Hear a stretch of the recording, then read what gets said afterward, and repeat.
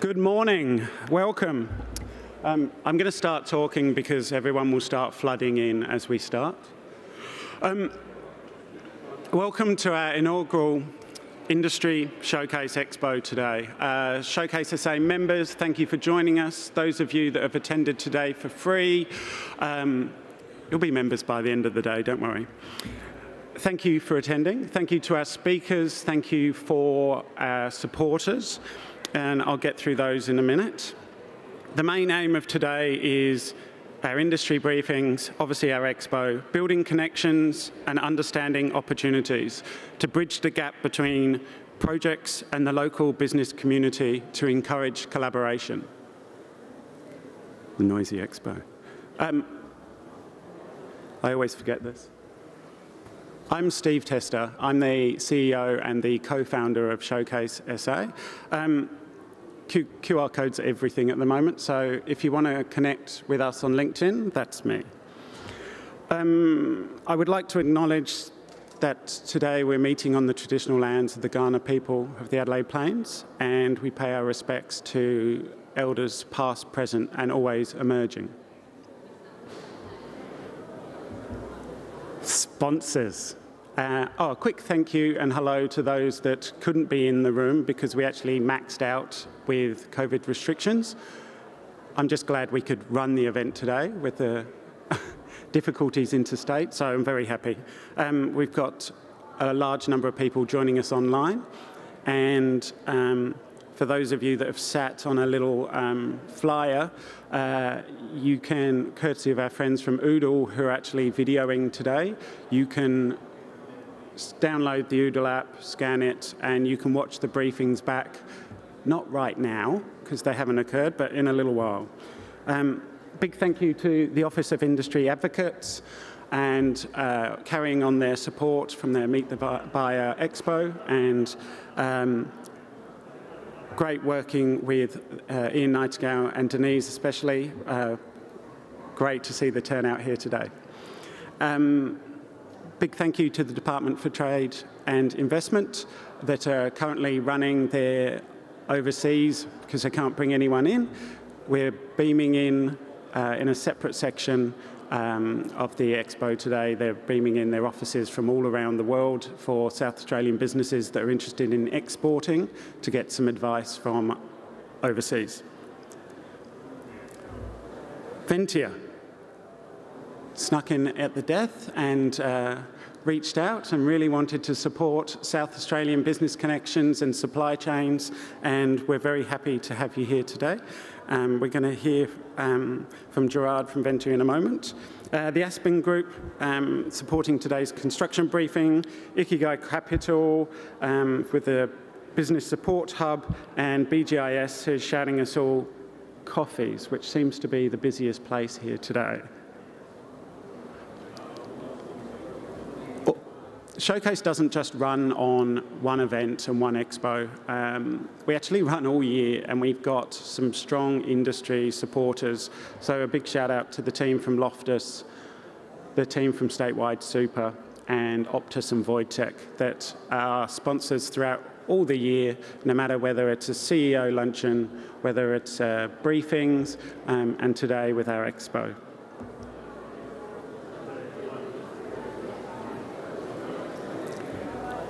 A quick thank you to the Adelaide Showgrounds for when we rang and booked today. They were in a bit of shock. We were booking it in November, and they were quite surprised we were planning anything for the following year. Encore event for the technology and the setup in here today, and Adelaide Expo Hire, who have organised all of the expo stands. A little bit about us. We've got a massive cross-section of members. A lot of what we do is connecting the big businesses to small businesses and vice versa. The big end of town doesn't operate in South Australia without connecting with SMEs. We are the backbone and the blood of South Australia, so we work as a nice connector.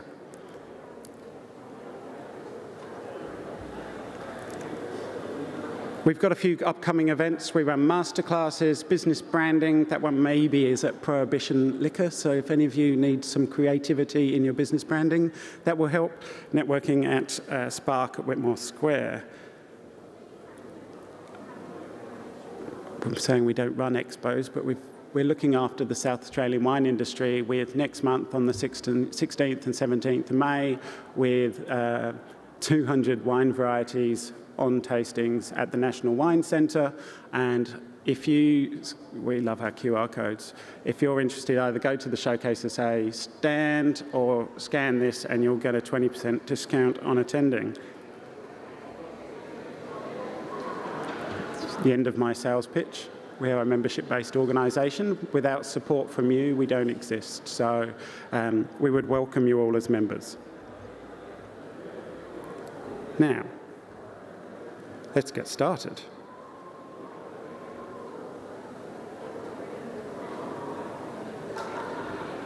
It gives my great pleasure today to introduce, to open our Expo, the Honourable Minister Stephen Patterson for the Department of Trade and Investment. Stephen, thank you.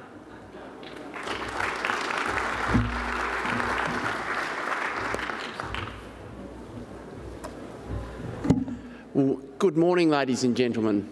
I'd also like to acknowledge that the land we meet on is the land of the Kaurna people, and we acknowledge their spiritual relationship with country and that their cultural and heritage beliefs are still as important to the living Kaurna people today. I'd also like to acknowledge the great work, Steve, that you've done in setting this up, and also Brooke. She's worked tirelessly for many months to bring this to fruition since November, and it shows a real positive mindset that Showcase SA has. I'd also like to acknowledge Ian Nightingale, who is South Australia's industry advocate, and they have a stand here as well, and really two great advocates for South Australian businesses. I'd like to also mention that I'm here representing the Premier of South Australia, Stephen Marshall. He's unable to make it, but certainly sends on his best regards. And he is passionate about making sure South Australian businesses are successful, but also that they have an environment which they can be successful in. My department, I'm the Minister for Trade and Investment, and that really is a department whose responsibility is to try to grow the state's economy, which then in turn, as Steve said, it looks after all gamuts of business, whether they're large businesses or small businesses, because if we've got a great economy running here in South Australia, then all businesses will certainly benefit from that. Certainly today is a great way, and I commend Showcase SA for setting up an event where we bring together businesses with consumers and also government agencies, really to help us collaborate and boost knowledge and understanding of what everyone's doing, so that those opportunities that maybe certain sectors know about can be broadcast more widely to South Australian businesses. Because of course, I myself have owned a small business, and of course, you're really busy operating your own business. You've got your head down, really concentrating on making sure your business is successful. And of course, it's important also to sort of raise your head up and get that opportunity to find out what else is going on, what opportunities there are, so that you can plug into them. So today is certainly going to be really important from that point of view. If we could just set the scene, Steve said back in November when you booked here with the showgrounds, they were a bit shocked, and that is because it's been a significant challenge globally for all businesses coming out of COVID. And South Australia itself and Australia in general has really listened to the health expert advice, and really it's been the community that's worked with government, with the health department, to set us up in a situation where we are able to be back to a somewhat normal state, especially compared to other countries as well. As I said, that's been listening to the health advice, but certainly one thing that's been really challenging, of course, is because there's not only the health aspect of this global pandemic, but of course there's the economic aspect to it as well, making sure that we try to keep our economy open, and also just the social aspect from a mental health point of view as well. And it's perverse conversely, if you tend to favour one more than the other and pull in one direction, then it can leave, leave gaps and undermine one of those others. So, as a state, the Premier Stephen Marshall and also the government has really tried to put a focus on the health, of course, but also doing that in mind to try to lean in on the economy as well and trying to assist businesses. We understand it's been difficult for many businesses during this time, but we've certainly have always kept in mind when making decisions, how can we make sure that businesses are as least impacted as possible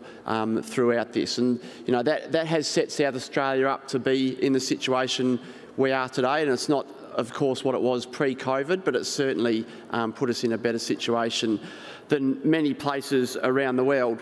One of the reasons that South Australia's done well, of course, is because South Australians, they are passionate and they certainly try to look after and support local businesses as well. So you saw up there, I Choose SA, and that really has come to the fore as well. South Australians have been great in supporting businesses in their own backyard, and certainly Showcase SA takes a big credit to you as well. They're always promoting the I Choose SA brand as well, which is vitally important.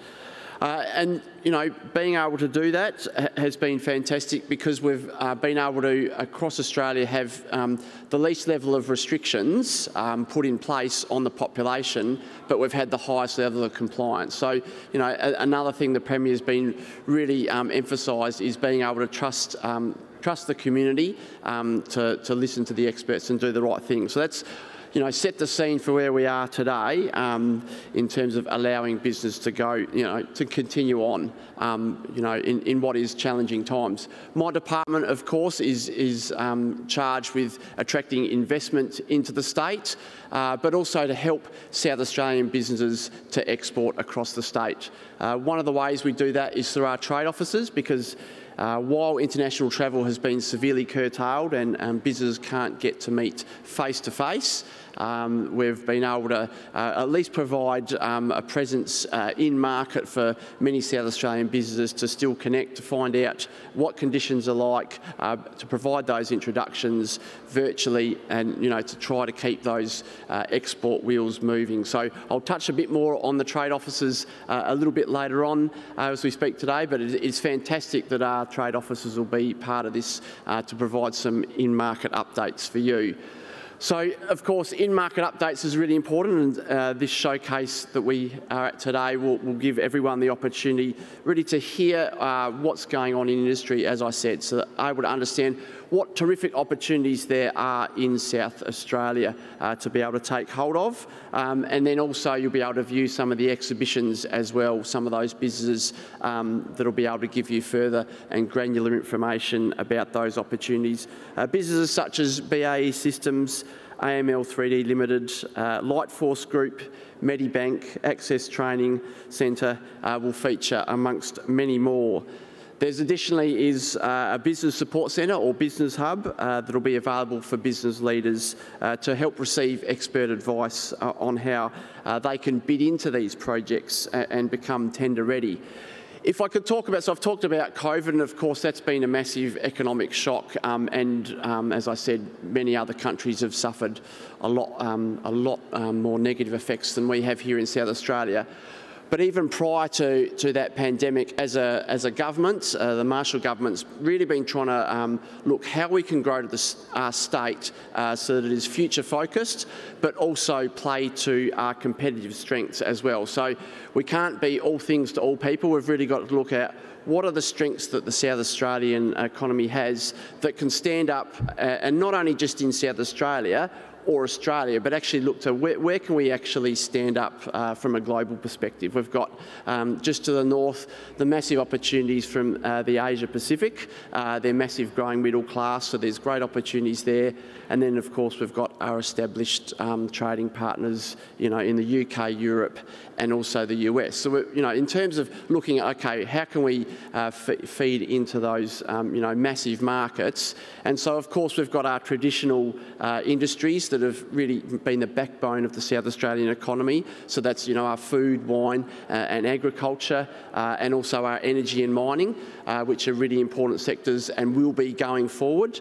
There's also fantastic opportunities in defence as well. That's also, been a core backbone of our economy. But of course, there's also new and emerging industries as well that we'd like to take advantage of. One of those is space, which is closely aligned to defence, but that we're in a really pivotal moment in space, and I know that's one of the topics that we'll get to hear from later on today, but a really pivotal time where we're transitioning from space being funded primarily from government to now the stage where, because technology has been miniaturised so much, it allows us to put space equipment up into space, for a lot less money, which allows commercial companies to come to be involved. And so there's massive opportunity for commercial companies. Some of those fantastic companies are right here in South Australia, and so as a government we're trying to take advantage of those, and that's really going to stand us in good stead. There's other opportunities from us out of that as well, from a high-tech point of view, and creative industries. They're closely aligned. The high-tech is a really massive opportunities there. Creative industries around the films and gaming as well. And the thing about gaming is that the gaming industry worldwide is worth more than the film industry and the music industry combined, which is staggering really when you think about the depth of those industries and their established and their breadth. To think that gaming has even more potential there as well is a terrific opportunity that we're doing some great things as a state. It also has synergies because a lot of the gaming engines can be used in digitalisation and visualisation that can then be translated into some of the Industry 4.0, into the digital shipyards of the future that we've got here in the defence industries as well. So there's great opportunities there, as well as medtech as well. So we're doing some terrific things. We've got the SAMRI building there, so really being able to translate that research that's being done there, world-leading research, again, that allows us to compete with the world and translate that into economic opportunity. So there's some of the real tangible sectors that we have here in the state. We've also got some service-based industries as well. Tourism, which is vitally important, of course, again, has been challenged by COVID. But the refreshing thing is again, getting back to how South Australians are supporting South Australian businesses. We've had a massive surge in regional tourism as well. So a lot of the regions have been able to benefit because of that. So there's some of the sectors as a state we're looking to really lean into, and we're leaning into before COVID. And I think what COVID has done is actually ratified that they've stood up well during these times. And then if you add that to the massive $4 billion stimulus that the state government is putting into helping us get through these economic challenges, as well as a $16.7 billion injection into infrastructure, whether that's roads, whether that's school buildings as well. There's massive opportunities there. And so today's showcase really is a fantastic opportunity to hear from a number of experts across many of those fields. So defence, space, technology and construction, they all lend themselves to where we're going as a state. So today's a fantastic opportunity for you to all hear about the opportunities. The advantage I get as a minister is to go out and meet a lot of these businesses and to really understand what they're doing. And it's a great opportunity today for you to hear a little bit about what they're doing. If I could just talk a little bit more about some of the opportunities that you get to hear from my department's point of view. As I said, Department of Trade and Investment. We're focused on trying to make many South Australian businesses, if they wish, to be export ready. So we do that by running a number of export related programs to increase the capability and capacity of South Australian businesses. And we do that across, I suppose, their export journey, whether that's if they're starting out and interested in looking at export via our Export Fundamentals program, whether they're already exporting and then they've worked out what works, what doesn't, and then they want to accelerate either in the same country or whether they want to go to a similar country and try to accelerate in there. So we've got our Export Accelerator program. And then finally, we've got a program for South Australian businesses that are doing wonderful things here in South Australia and Australia, but then looking to expand globally. So that's via our global expansion program as well. So there's some fantastic programs in terms of being able to export. Aligned with that, and which really has been brought home by COVID and the fact that people can't travel, is just the importance of being able to interact digitally. And so another program that the Department of Trade and Investment is really leaning in on is called our E-Commerce Accelerator program. So that's giving a grant program. The next round of it is only recently opened, and that gives South Australian businesses the opportunity to increase their digital capacity and be able to effectively to trade direct with overseas customers as well. So there's some great opportunities there from an export point of view, but of course while we can't travel, it's certainly vitally important that we still can touch base and understand what's going on in some of our key markets. So I mentioned before about what some of those markets are, either the Asia Pacific or some of our established trading partners. And so as a state, since coming into government, the Marshall government's really identified that we need to expand our presence in these countries. So we already had a presence in China and also a diplomatic presence in the UK. So we've really looked to beef that up across many different countries. So the US is a fantastic opportunity. It's our #1 source of investment into South Australia. It's also our second largest export nation that we export to, and so we didn't have a presence there on the ground to be able to help South Australian businesses. Since coming to government, we've set up a trade office in Houston, in Texas, and then also another trade office in New York. And so that'll really give good coverage to the US and potentially looking to have another presence on the western coast there. If we move across to the Asia Pacific, where there's massive opportunities, we've set up a trade office in Tokyo, and I believe you'll get to hear from Sally Townsend later today. She'll be able to give you that market intelligence in Japan. Alongside that, we've also got an office in Seoul in South Korea, and then we've got our office in Hong Kong. And then very recently, literally in the last month, we've been able to set up a new office in Singapore. And so we'll have the opportunity today to speak with Christian, who will tell us about what's going on in Singapore.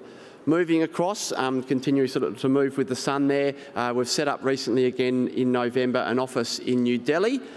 New Delhi and India itself has obviously been identified as really an emerging country. There's a lot of work to be done there, but certainly the time's right to try and get a presence in there if your products match with what the Indian market so wishes.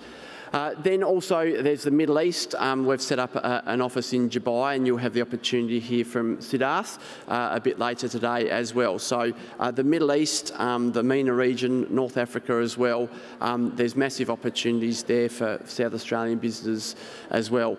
Moving on, we've got in the UK, as I said, that originally had more of a diplomatic focus. We've tried to really position that to have much more of a trade and investment focus coming out of that. At the moment, they also cover Europe, but with what's happening in Brexit, there's certainly attention. We're looking at, okay, we've got a massive shipbuilding massive shipbuilding and submarine defence building exercise going on here in South Australia. The Naval Group, massive French company, is heading the submarines, so there's massive linkages there to France, and then BAE with the Hunter frigate class as well with the UK. So great opportunities there as well. So there's some of the ways that the Department of Trade and Investment is really trying to work hard to bring investment here into South Australia, which helps, grow the economy and then also try to help South Australians export as well. So today will be a great opportunity to hear from many leaders in South Australia to hear what they're doing in the defence area, the space area, the high-tech area, and also the construction area. If I could just talk briefly about construction, as I said, the government's undertaking a massive $16.7 billion infrastructure build. It's the biggest infrastructure build in the state's history. That's really going to set us up for the future. But the other great thing is, because we're positioning our economy to be much more globally focused, what we're finding is that we're getting significant investment coming in, private and business investment into the state as well.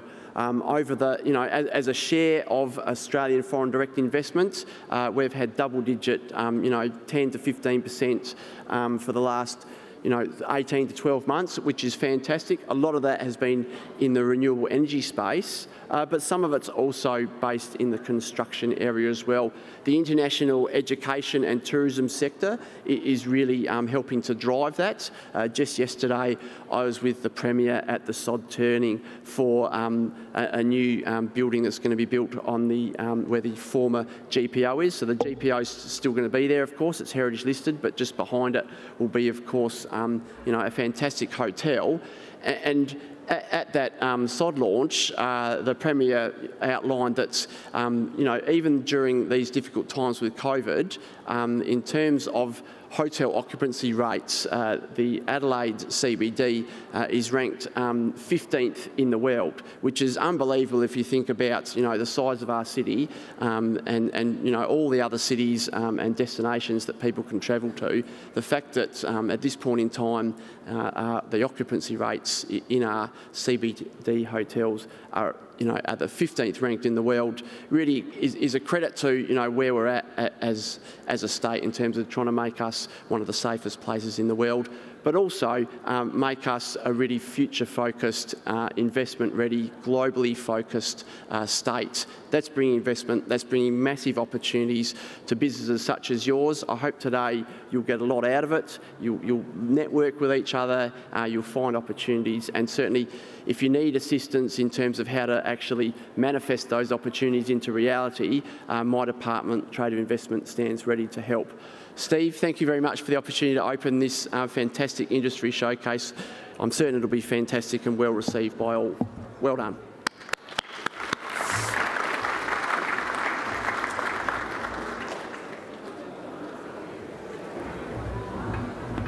Thank you, Minister. Just to move things along a little bit, I'm going to invite up onto the stage Gerard Adams from Ventia, but I'm also, just while Gerard says a couple of words, I'm going to ask Adrian Esplin, Chris Menz, Rebecca Chico to come and join us, and Ian Nightingale. Thanks. Oops.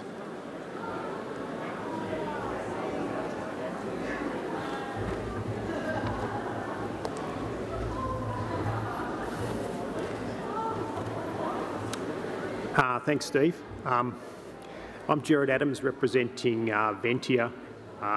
First of all, I wanted to say how great it is to be at a face-to-face conference. Definitely better than the virtual variety of the conference. I'm sure we all agree with that. Firstly, I'd like to thank Choose South Australia for giving us the ability to promote our brand in South Australia. It's fantastic for us to be here.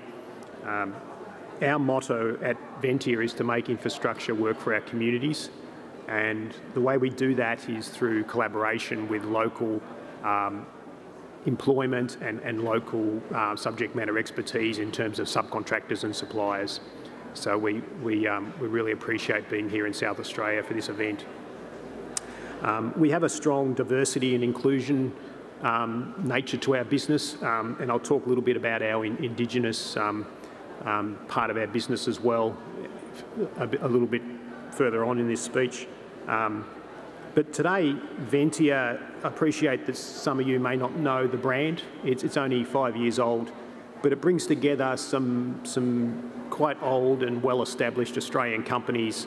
Many of you may recall the Transfield business, the Broad Spectrum, Brisbane, also known as Broad Spectrum, Leighton Services, Tees Services, Silcar, Vision Stream. So these major Australian companies now have all been brought together under the Ventia brand. and we're now grown to be one of the largest infrastructure providers in Australia and New Zealand, with approximately 35,000 employees. In South Australia, actually our Transfield business, our heritage business at Transfield, got its first contract here back in 1958. We built a power line from McGill out to Port Augusta. So we've been in the state a long time, and today we manage defence camps at Woomera and Edinburgh, and we employ 3,200 people in South Australia. But you can appreciate that's only about 10% of our business, and we'd like to increase our South Australian presence and do that through events like this. On the Indigenous side that I mentioned, we've got 122 Indigenous suppliers and subcontractors. We've currently got contracts with those suppliers in the order of about 60 million per annum with those Indigenous suppliers, and we're looking to do more and more in that space. So into the future, we stand ready to support sectors like government, social housing, education, health, utilities, telco, transportation, these sorts of sectors. We're predominantly a maintenance provider. We do some construction, but we're predominantly a maintenance service provider, and the asset management that covers that. So look, I just don't want to hold you up too much, but I'd like to let you know about Ventia and hope you enjoy the day and you get some good opportunities out of this event. Thanks, Steve.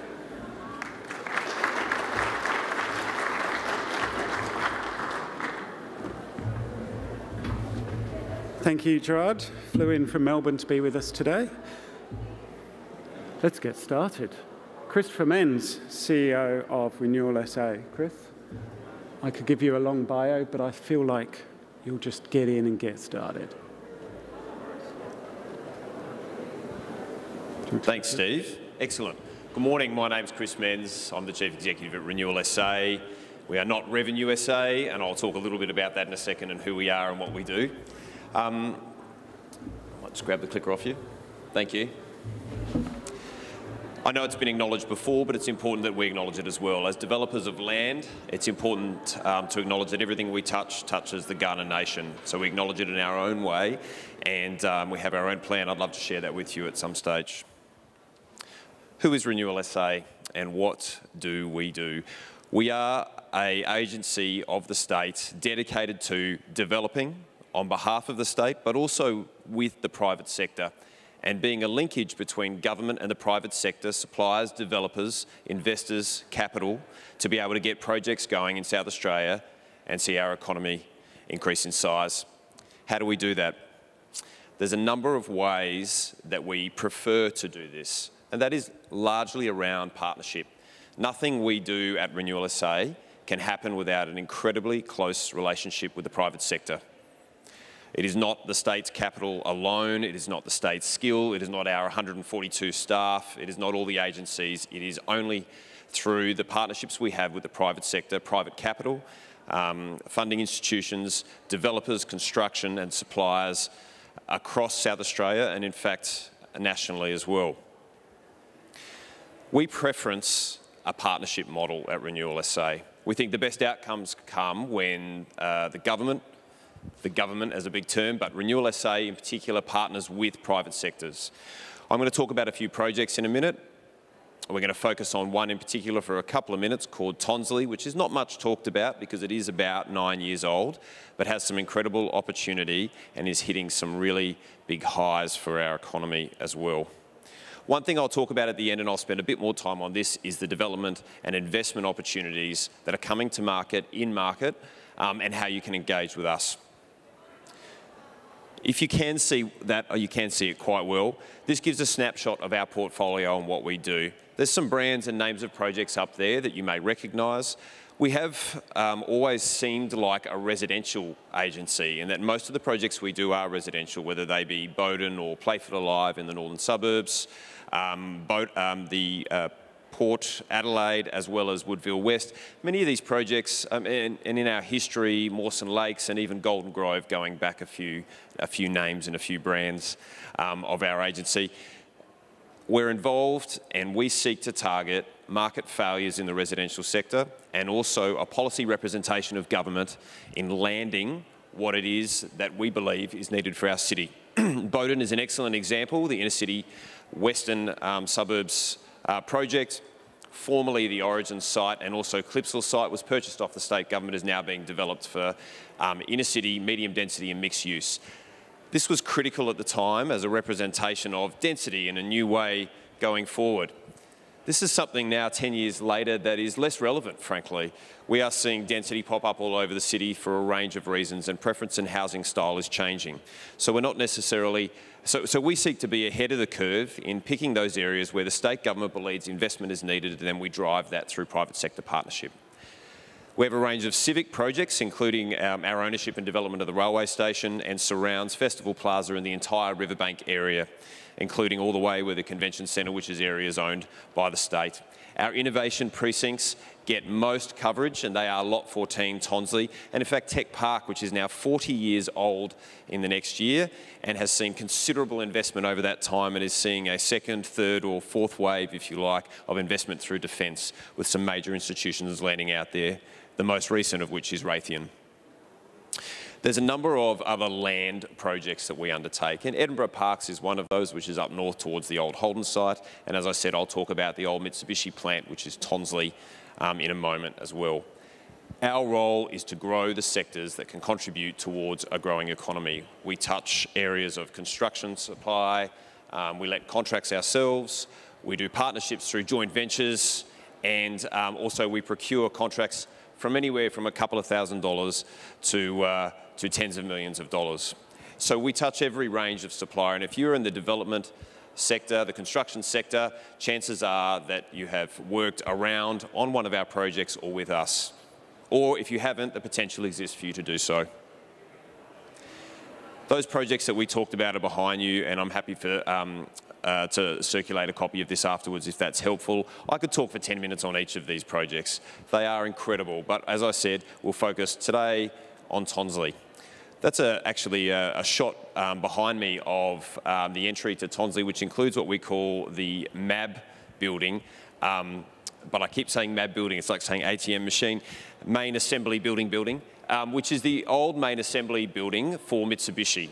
At one stage, there were about 700 people working on site at Mitsubishi. Now there's 1,800 working in this area and has seen unprecedented investment from the state, but also from private sector, as we see, as of last year, the first hydrogen production plant here, located at Tonsley, in addition to Flinders University basing their innovation and high-tech manufacturing on site. Let's have a quick look at it.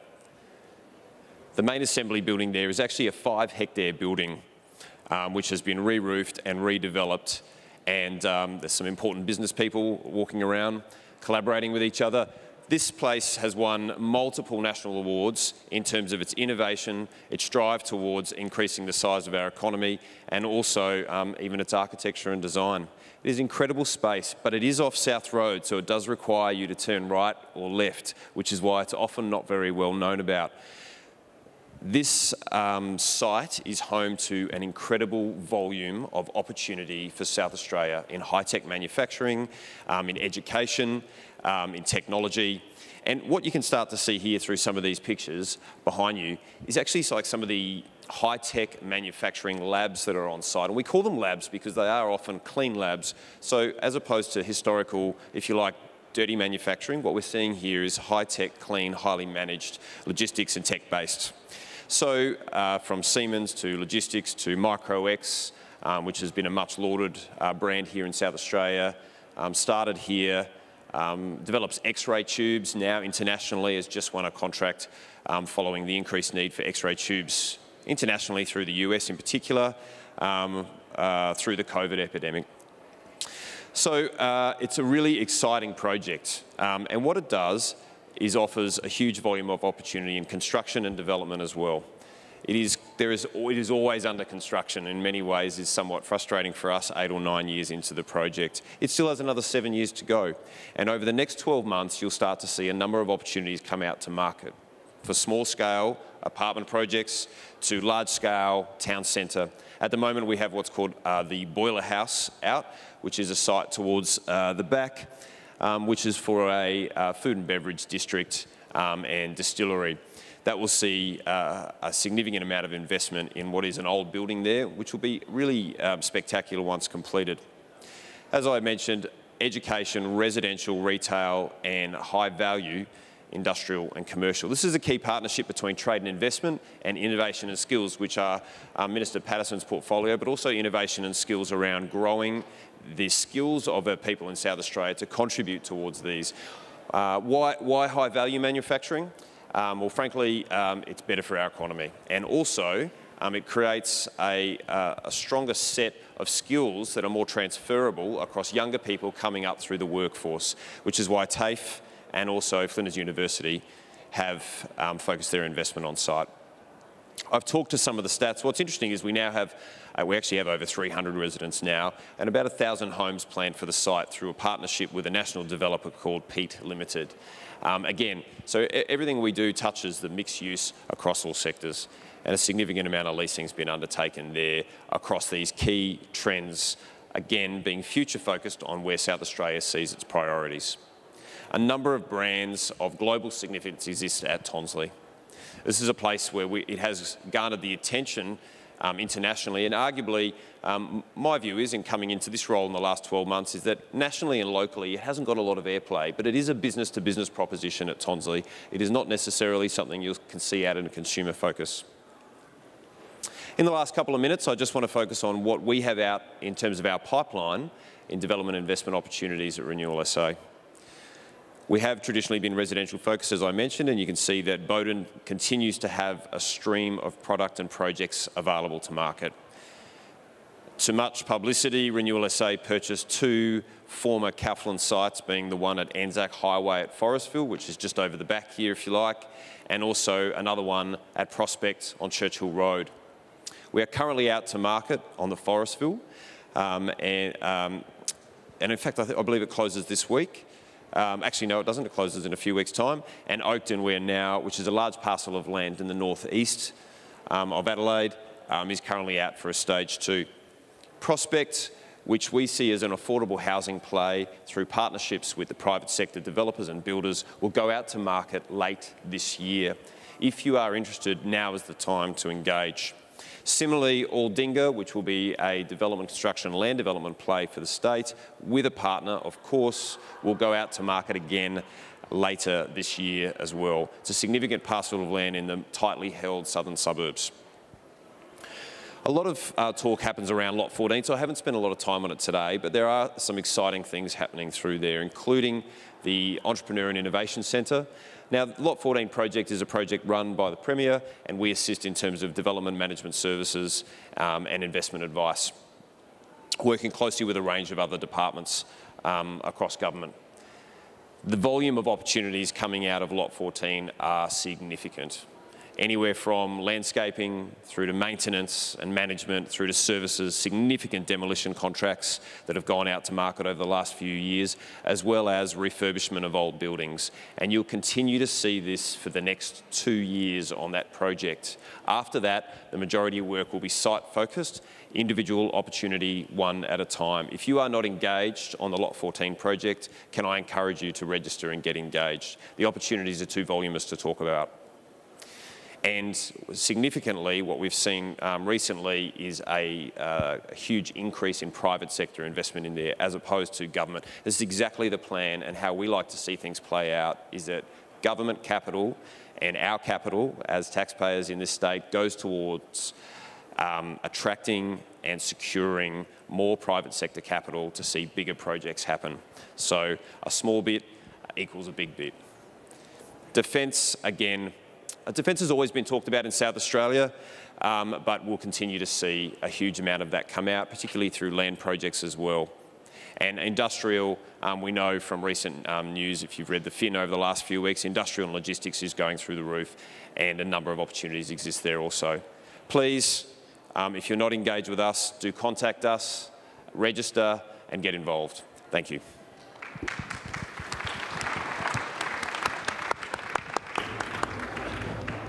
Thank you, Chris.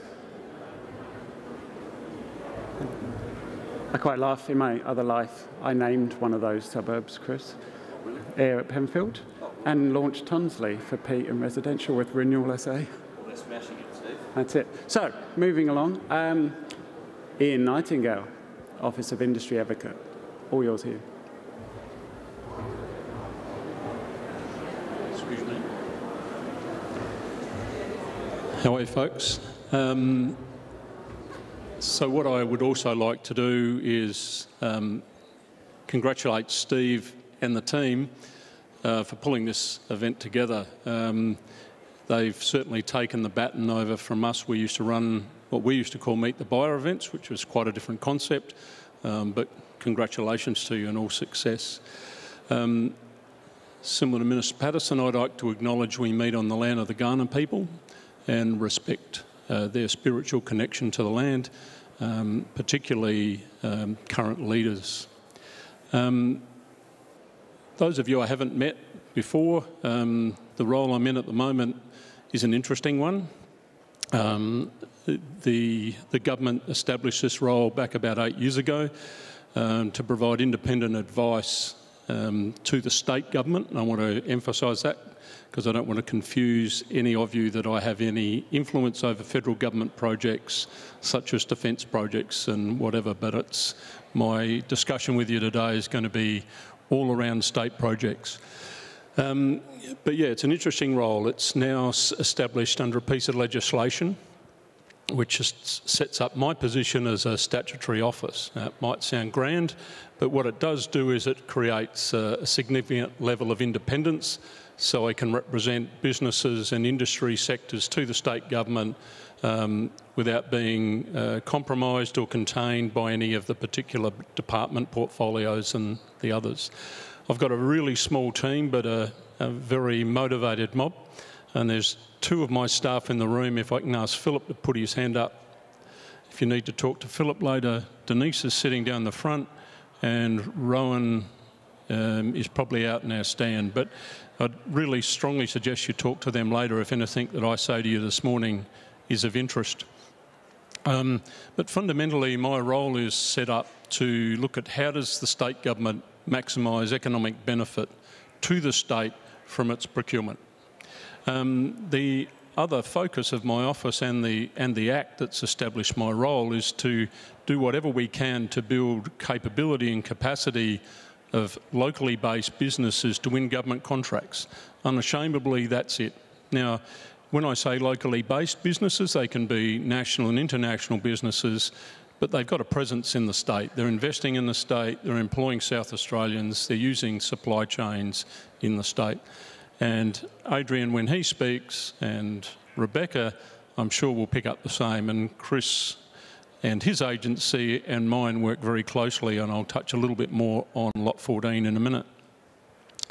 But I think it's important for me to mention is that all government agencies, public authorities, you name it, that's established in the state are covered under the industry participation policy that I've got a responsibility to see that they implement. And again, we work very closely with every one of those agencies. Often when we're speaking, we sort of make the point, you know, why bother? For businesses in the state, a lot of you might think state government's too hard to deal with, why would I bother?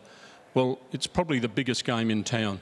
Now, the state government, and Minister Patterson's mentioned this, state government's annual expenditure on buying stuff, this is not salaries and those sorts of things, is approximately $11 billion a year. Now, that's a significant impact, a positive impact on the state. What I'd like to go through with you all is just to give you an idea of what my office does, how we get involved, and what you should be doing to take opportunity of tapping into some or part of that $11 billion. My office sees every acquisition plan from a government agency above $550,000, and there is a lot of them. I'll touch on that in a minute. For those of you that aren't used to government procurement, the acquisition plan is effectively the business case before the agencies go to market. It has all the information in it, and we work with the agency where necessary to look at are there other opportunities they should be taking before they put it on Tenders SA or before they approach the market directly. It's interesting, and again picking up on what Minister Patterson said, in the last quarter of 2020, the increase in those acquisition plans coming to my office, therefore leading to contracts, was an increase of about 20%. That just shows you how effective the government's intent was to stimulate the economy, more so by even more and more contracts going into the market. And it was interesting for me because I have regular meetings with the Treasurer, Rob Lucas, and I said to Rob, well, all the government agencies are doing what you want. They're spending lots of our money. He smiled at me and said, I never thought he'd be the Treasurer in a circumstance where he'd be happy to see lots of government, state government money going out the door, but that's obviously the circumstances we're in with COVID.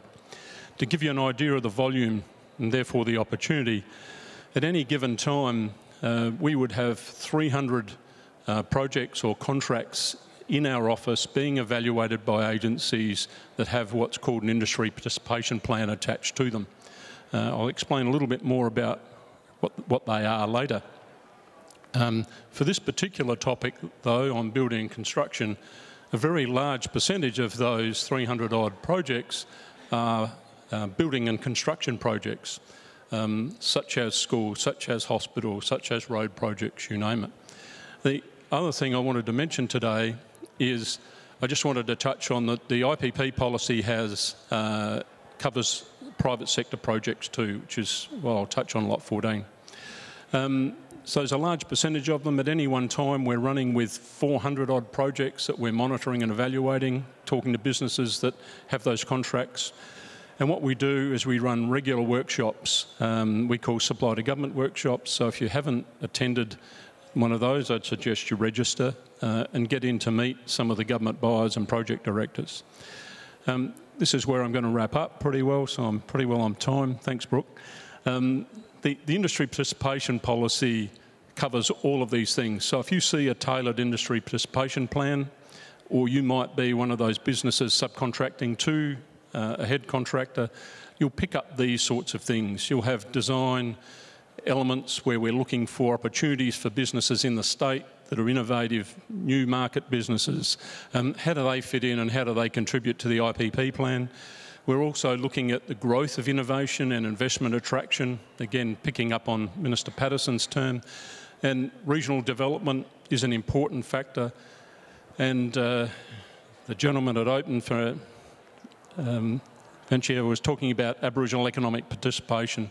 Every one of these tailored IPP plans will have a component of Aboriginal supply chain opportunities and Aboriginal workforce opportunities, something the Premier is particularly interested in. So apprenticeship and traineeships are obviously something of critical importance to the state and the industries we work with. Touching on Lot 14 very quickly, you will see an industry participation plan for every project that's happening on Lot 14, whether it's a private sector project or a government-funded project. And everything from the Aboriginal Arts and Cultural Centre to the Tourism and Hospitality Centre will have an industry participation plan attached to it, with the main purpose of looking at creating opportunities for locally based businesses. So take the opportunity to talk to one of my staff while you're here. And again, congratulations to Showcase SA and the team for running a great event.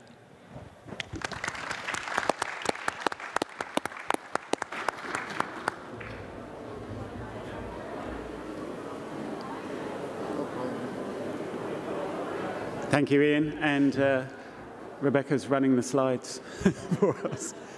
Got it. Introducing... Okay. You can hear me okay, great. That's right. Rebecca, did you go?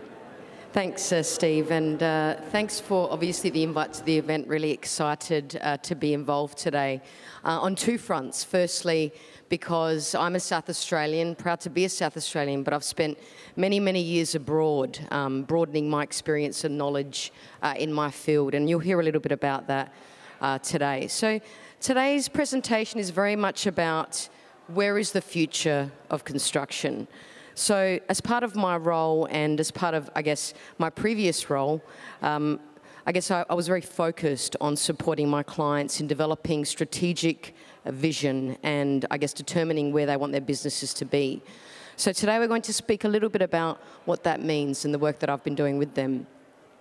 So just a little bit of background. Digital Node, as you can see in the logo here, was effectively a business that I grew on my own, effectively as a result of spending in excess of over 10 years in the UK. So I lived and worked out of London for many, many years. And I think it aligns really nicely to what we heard this morning about bringing in local skills or bringing in skills externally, and then obviously being able to export these skills that we'll need obviously for the future of our industries. But certainly I've been involved in every single user group you can imagine when it comes to technology. My background is in architecture, however I've moved into obviously construction management and other fields, but certainly what I've managed to do is grow a brand. Digital Node as a small business, very small business, to be acquired now by the Oricon Group, who is a multinational billion-dollar organisation who have just brought us in to effectively support growth in the digital space. So to contextualise really where I'm going this morning, I'd like to just give you a little bit of, I guess, a little bit of information, some data, because I'm obsessed by data. I love utilising data for everything we do in our work. Much of the research suggests that our population obviously is going to continue to increase. We know this, obviously, we know this by the fact that there are just billions and billions of people growing across the world. But what that means as a result of these population increases is that we're going to need effectively more buildings or better buildings or repurposed buildings, greater investment in infrastructure, which we're already seeing, which is fantastic.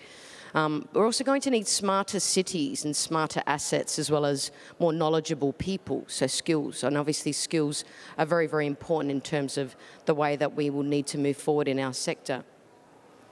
We know that technology obviously will start to impact, and it has already. We've seen by previous presentations this morning, certainly by the construction industry. Many businesses are starting to heavily invest in the different technologies that can support our growth, which again is very, very important. But how does that link back into the skills that we will need to sustain our industry, which I think and I believe we are at risk?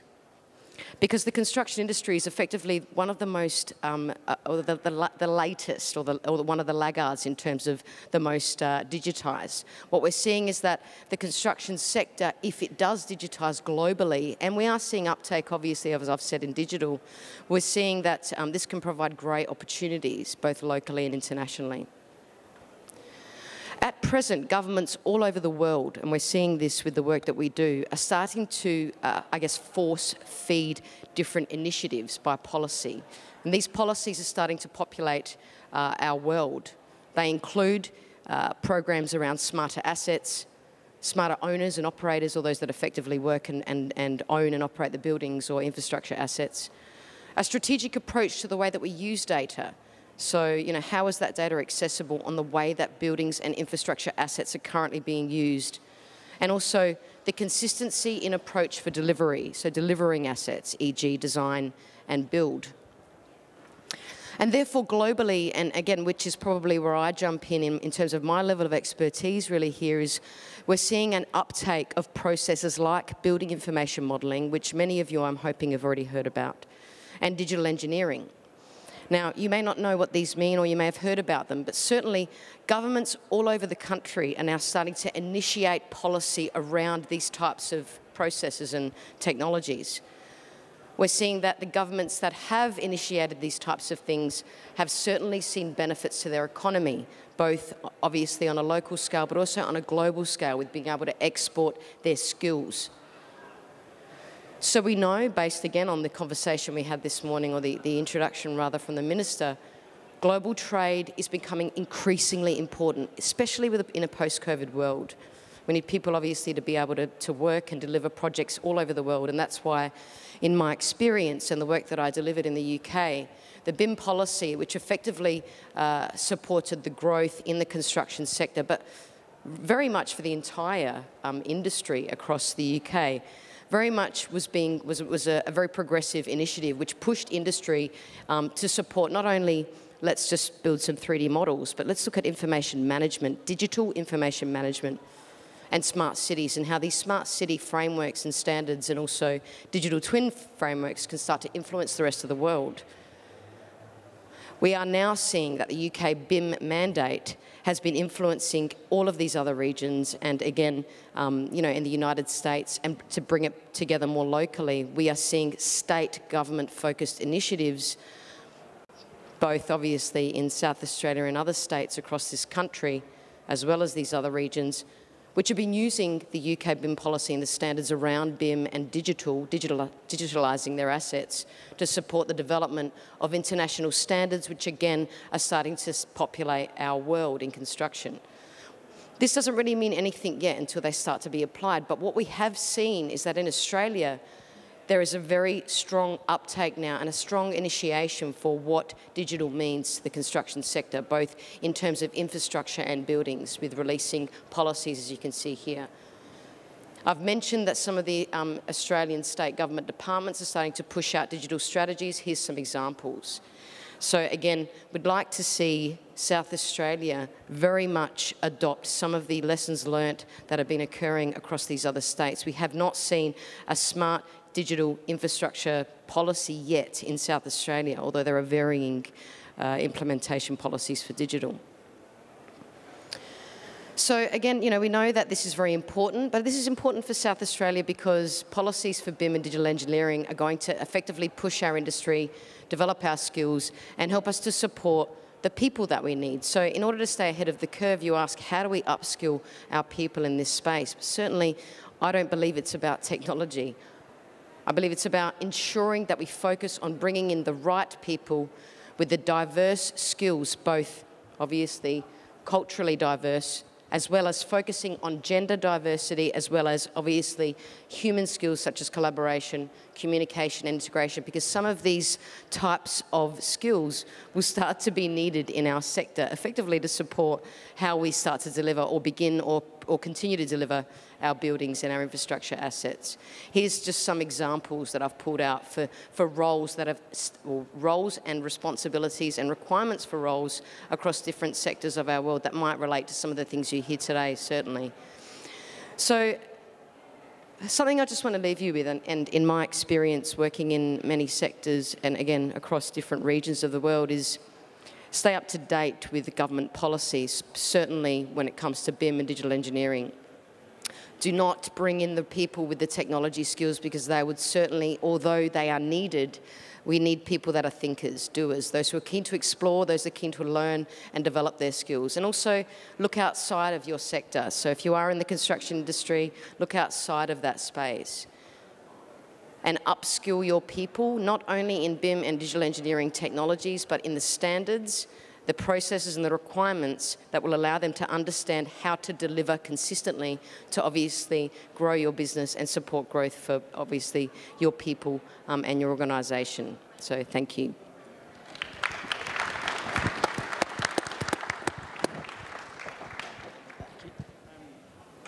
Before we move on, Rebecca glossed over it quite quickly, but for an Adelaidean that moved to London, learnt digital skills and to bring those back to South Australia, and the bit you glossed over very quickly, that last month Oricon purchased your business and absorbed in.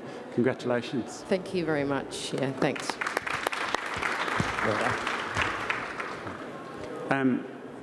Adrian Espin, CEO of Sarah Constructions. Over to me, thank you. First up, I'd also like to acknowledge that we meet on the land of the Kaurna people and pay our respects to elders past, present and emerging. So we've heard a lot. Our three speakers today sort of resonate with me, which is all about opportunity, sort of leading all the way through to what the Minister first put forward. How does Sarah Constructions fit into that? This is a summary slide which talks about who we are, and effectively this is our 60th year. We're still a family-owned business under third-generation owners, and as you can see with our size, we're a significant player in the South Australian construction market. This year, just on turnover alone, we'll be the largest commercial contractor in South Australia. That's a real positive because our business is South Australian owned, operated and focused on local relationships.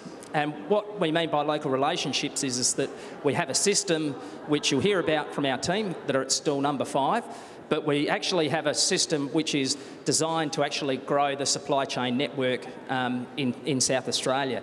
So as a major stakeholder of the industry, we see that as our responsibility, not just training our own staff, so we currently have almost 30 trainees in the business. We try to keep that above 10% of our workforce, but also developing the skills for the industry that we're going to need to deal with the challenges going forward. So we're across all the various sectors. I won't go into that in detail, but as you've heard from others, you'll get a copy of our presentations today. But I think the best way to illustrate the types of projects that we get involved in is just to run through some live examples. So I'll start with some recently completed projects. So this was Minder Stage 2, an $80 million redevelopment down at Brighton, which was finished 2 years ago. Southern Cross Care Carmelite, we're seeing the aged care sector starting to reinvigorate again, but this was the first vertically integrated aged care and retirement living project in South Australia that we delivered in conjunction with Southern Cross at 50 million. This is interesting down at Adelaide Airport, Royal Flying Doctor Service, a $15 million project, not large in scale, but significant in the fact that it brought together 4 different parts of the operation of the Royal Flying Doctor Service under one roof. We do medium density work. This is a recently completed project with Cedar Woods at Glenside. So again, we're seeing the partnerships with Renew SA, with developers, and an increase in medium density. A lot of, I hope you're seeing as potential suppliers the bespoke nature of a lot of the work that's done in South Australia and the opportunities that is created to get involved in the construction industry, because there are many parts that come to getting involved in these projects. I've got a couple of sort of show reels which I'll skip through, which just demonstrate some of our larger projects. So this is the ECH project out at Modbury, which is their new generation of, again, providing affordable accommodation for people in retirement living at over 50 million. Moving on to our more significant projects, we're delivering the South Australian PPP Schools project at the moment. So this is the Aldinga site. And again, as you can see, predominantly we're a building contractor, but often in building there's a large civil and landscaping and earthworks component. So it brings together all parts of the industry. All of these projects that you're seeing have all been modelled through BIM, through the technology that Rebecca spoke about. This is the sister project at Angle Vale, which I'll skip through. It's almost a mirror. It's called Efficient Design and Delivery. A project that we're all very proud of, which we're delivering in conjunction with the PPPs at the moment, is the new Whyalla High School. We do work in the regions and the opportunities exist. This is a $100 million delivery. And again, in conjunction with the Office of the Industry Advocate, we support the IPP process. Reason being is that it actually enables and helps us, what we do as part of our normal business in growing the local industry, it actually sets a framework up for those that enter the South Australian market that they need to do the same. So this particular project, which is going to transform education for people in the regions, a $100 million delivery, which is really significant for Whyalla. We had a participation rate of 10% of local from the Whyalla region that had to be achieved. We're actually sitting currently at 25%. Why do we focus on that? Because we're actually trying to grow the skills of and capacity in the regions, because we're looking to do more work in the regions. This is an interesting slide. This is a project that we're doing based on a new business that we've started. So we have a modular construction business as well. This is a panelised or a form of panelised construction. Again, there's a huge amount of technology that sits behind the design in what looks like quite a simple build. But this is one of the schools that we're doing as part of the as part of the modular delivery program with DFE. This is our warehouse that we've invested in down at Regency Park, which we're doing our modular construction. In this facility, we're also doing nodal and volumetric modular construction too. So talk to our team today, please, if you're interested. Opportunities within the industry, well, really at high level. You've heard everybody talk today about the importance. There's a skills shortage that's developing, and you're all hearing about the material shortage. It's true, timber is difficult to get. If you're trying to build a house, anybody in this room, you'll be experiencing that firsthand. what that creates is that creates opportunity for innovation, for alternate materials, and also for new entrants into the market. I won't talk, we've heard a lot about these sectors through from the Minister, etc., but in health there's a pipeline of $1 billion. In defence, you'll hear about that in coming sessions. The Minister spoke about education and the Building Better Schools program, the $700 million that's through the pipeline at the moment. The next phase won't be as big, but there'll be ongoing work. Commercial is something that I'm really proud of as a state. In my other role as President of the Property Council here in South Australia, it's the first time in a long time we're seeing significant investment by the large institutional investors in South Australia.